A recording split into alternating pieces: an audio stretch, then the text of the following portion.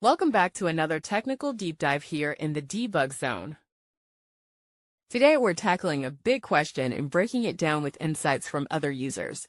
Hopefully this clears up some misconceptions and helps you get the answer you need. So buckle up, stay a little curious, and let's jump right in.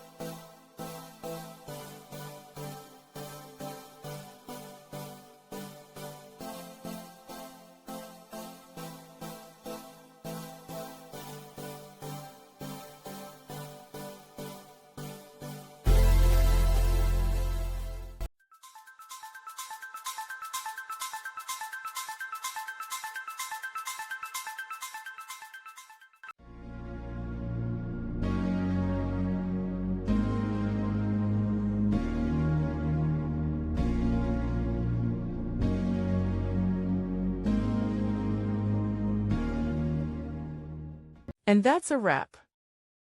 I hope you found the answer you were looking for.